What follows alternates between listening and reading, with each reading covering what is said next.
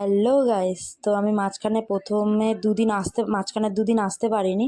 তো প্রথমেই আমি ওটার জন্য সরি চেয়ে নিচ্ছি, কারণ আমি এতটাই ব্যস্ত ছিলাম। কারণ আপনারা সবাই জানেন আমি দার্জিলিং এসেছি, ওটার একটা আপডেট দিয়েছিলাম আপনাদেরকে। ফেসবুকে, ইউটিউবে প্রত্যেকটাতেই রয়েছে আমি দার্জিলিং এসেছি। তো ওটার ফেরার সময় হয়ে গেছিলো, তারপরে ঘোরা, মানে এতটাই ব্যস্ত ছিলাম যে আমি আপনাদের সাথে মানে শেয়ার করার সময়টাও পাইনি। সারাদিন দার্জিলিংয়ে এসে সারাদিন ঘুরছিলাম। তো সেখানে ক্লিপ তুলে রেখেছিলাম, কিন্তু আপনাদেরকে যে শেয়ার করব সেই সময়টুকুনি আমি পাচ্ছিলাম না, যার জন্য আমি শেয়ার করতে পারিনি। তো দুদিন পর ফের আপনাদেরকে আবার শেয়ার করতে চলে এসেছি। তো সেদিন যতদূর আপনারা দেখেছিলেন, তারপরের থেকে মানে ফার্স্ট দিনকারে কমপ্লিট হয়ে গেছিলো, আমরা রাতের ডিনার করে নিয়েছিলাম। তারপরে এটা সেকেন্ড দিনকার সকালবেলা আমাদের বেলা 10টা, 9:30 10টার দিকে গাড়ি ছিল সারাদিন ঘোরানোর। এখানে যারা যারা দার্জিলিং এসেছেন সবাই জানেন, এখানে একটা ট্রিপ মতন হয় যে সকালবেলা এলে তারপরে সারাদিন আপনাকে ঘুরিয়ে আপনার হোটেলে আবার দিয়ে যাবে খাওয়া দাওয়া। আদার্স আরও অনেক কিছু আছে, সেগুলোতে বললাম না। সেগুলো যদি আপনারা জানতে চান অবশ্যই কমেন্ট করবেন, সেটা নিয়ে একটা আলাদা ব্লগ করব। তো আজকে যেটা আপনাদের সাথে শেয়ার করছি সেটাই বলি। তো সকালবেলা এসেছি, আমরা যে কটেজে বা হোটেলে ছিলাম ওর একদম পাশেই এই টেম্পলটা ছিল। এটা হচ্ছে একটা শিবের টেম্পল ছিল। আর আমরা মানে মেন মার্কেটের ওপরেই ছিলাম। তো মার্কেটের ওপরে ছিলাম, তো 7,407 ফিট ওপরে ছিলাম। ঘুম স্টেশন যেটা, যারা যারা গেছেন, যারা যাননি তারাও জানেন যে দার্জিলিংয়ে ঘুম স্টেশনটা খুব বিখ্যাত। তো ওই স্টেশনের একদম ধারেই আমরা ছিলাম। আর এখানে হচ্ছে টয় ট্রেনের যে স্টপেজটা, লাস্ট স্টপেজ যেখানে টয় ট্রেনগুলো দাঁড়ায়, সেই টয় ট্রেন স্টপেজটাও সেইখানটাতেই মানে ছিল আর কি। একদম মেন মার্কেটের ওপরেই আমাদের হোটেলটা ছিল। তো আমরা ওইখানেই বাইরে বেরিয়ে এসে, আমাদের হোটেলের পাশেই একটা টেম্পল ছিল, তো সেখানেই আমরা একটুখানি ঘুরছিলাম যাতে গাড়ি কখন আসবে। তো গাড়ি এসে গেছে, তো আমরা বেরিয়ে পড়েছি। আজকে আমরা যাব দার্জিলিংয়ের জুতে। আমার কিছু পছন্দ হোক না হোক, ওখানকার আপনারা যারা যারা গেছেন আর যারা যারা যাবেন অবশ্যই ওখানে জুটাতে বাঘ অবশ্যই দেখবেন। বাঘটা খুব ভালো ছিল। আদার্সগুলো ভালো ছিল, যারা আমরা কলকাতা থেকে গেছি বা অন্যান্য জায়গা থেকে যারা গেছেন। অ্যাকচুয়ালি আমরা ওখানে অতটা ছাগল টাগল বা আরও মানে গৃহপালিত বেশ কিছু পশু যেগুলো আমরা এখানে কমন দেখতে পাই, ওদের ওখানে ওই জিনিসগুলো নেই। তো ওরা সেখানে ওই জিনিসগুলোকে আটকে রেখেছে, ধরে রেখেছে। আর একটা জিনিস আমার ভালো লাগলো, আমি যেহেতু কলকাতায় থাকি, তা আমাদের এখানে পুরোটাই কিন্তু আটকা। মানে চিড়িয়াখানা যেটা রয়েছে, চিড়িয়াখানার উপরে নিচে বাইরে চারিদিকটাই পুরো ঘেরা থাকে।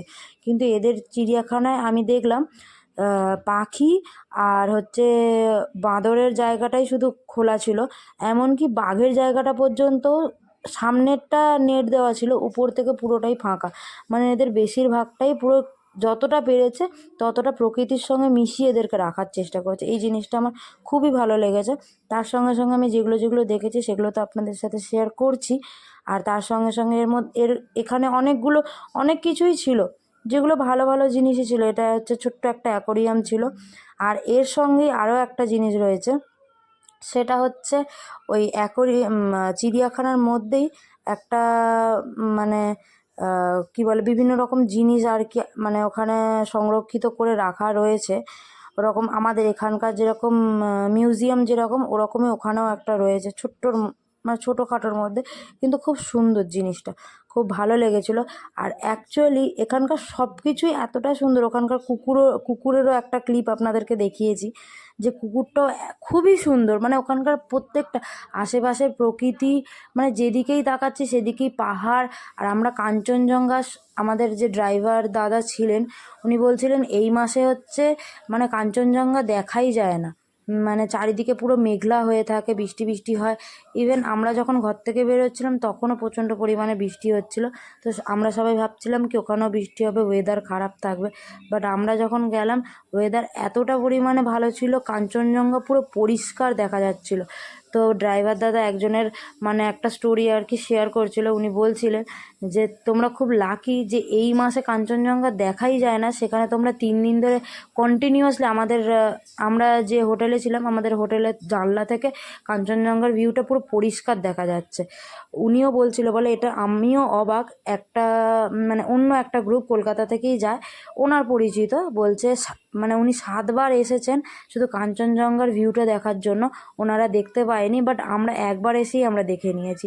আমার এই জিনিসটা খুব ভালো লেগেছে। আর মানে আমরা যে 3-4 দিন ছিলাম, মানে প্রকৃতি বলতে পারেন মানে খুব সুন্দর, আমাদের সঙ্গে সব কিছুই খুব ভালো সাথ দিয়েছে। মানে এটা থ্যাংক ইউ পুরোপুরি গড। মানে কারণ এই প্রকৃতির যে জিনিসপত্র সেগুলো তো আর আমাদের হাতে নেই, হয়তো কিছু কিছু জিনিস আমাদের হাতে আছে কিন্তু প্রকৃতির জিনিসগুলো তো আমাদের হাতে নেই না। তো সেই জন্য আমরা কি করতে পারি, যদি বৃষ্টি হয়ও আমরা কিছু করতে পারবো না। তো তাই জন্য ভয়ে ভয়ে তবুও গেছিলাম, যেহেতু আমাদের টিকিট কাটা হয়ে গেছিলো তার জন্য আমরা তবুও গেছিলাম, কিন্তু আমাদের ভগবান সাথ দিয়েছে। তো আমরা তাই জন্য এসে মানে কোনো রকম বিপদের মধ্যে পড়িনি, খুব ভালোভাবে ঘুরেছি এখানে। মানে আরও বিভিন্ন বিভিন্ন জায়গা ঘুরেছি, সবগুলোই দেখাবো, খুব আস্তে আস্তে দেখাবো, কারণ এত ভিডিও বানিয়েছি যে মানে কোনটা ছেড়ে কোনটা দেখাবো বুঝতে পারছি না, সবটাই দেখাবো আপনাদেরকে। কিন্তু একটু সময় রেখে একটু আমার চ্যানেলের সাপোর্ট করবেন প্লিজ, আর পাশে থাকবেন, অবশ্যই কমেন্টে জানাবেন যে কেমন কি আপনারা চাইছেন। আর এই দার্জিলিংয়ের যত আমার কাছে আমি ফুটেজ তুলেছি প্রত্যেকটাই আপনাদের সাথে শেয়ার করার চেষ্টা করব।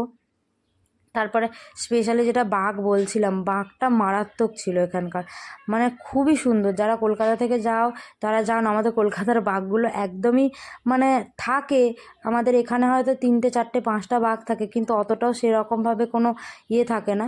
বাট এখানকার 2টো বাঘ ছিল, কিন্তু মানে খুবই ভালো লাগছিলো। তার মধ্যে ওদের বাঘেদের উপরের সেটটা পুরো ফাঁকা, ওটা দেখে আরও ভয় লাগছিল, কিন্তু দেখতে খুব সুন্দর লাগছিলো, আমার তো খুবই ভালো লেগেছে।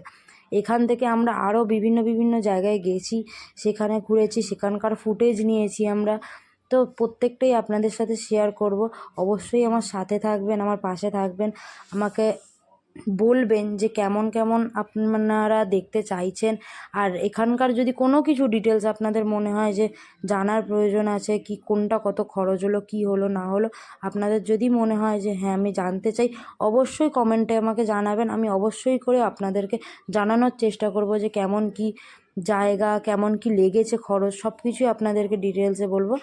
আর তারপরে জু থেকে বেরিয়ে আমরা চলে এসেছিলাম এখানে চা বাগানের উদ্দেশ্যে। চা বাগানে এখানে ভিতরে পুরোটাই মানে ফটো সেশন হচ্ছে।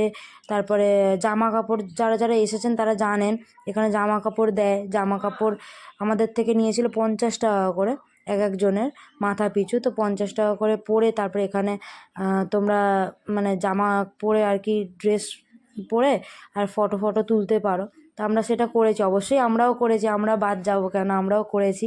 কিন্তু তার মধ্যে থেকে আমরা মেন এখানে যতটা না দেখতে পেরেছি তার থেকে বেশি আমরা আরও একটা জায়গায় সেটা আমি পরের দিন গেছিলাম, এটা তো আগের দিন, কিন্তু দূর থেকে অসাধারণ অসাধারণ লাগছে। মানে আমি যতটা না আপনাকে মানে ফুটেজের মাধ্যমে কি ভিডিওর মাধ্যমে দেখানোর চেষ্টা করছি, তার থেকেও মানে চোখের সামনে থেকে এতটাই সুন্দর লাগছে যেটা বলা মানে আমার মুখে কোনো ভাষাই নেই যেটা দিয়ে আপনাদেরকে মানে বুঝাবো যে এতটা ভালো লাগছে, সত্যি খুব ভালো।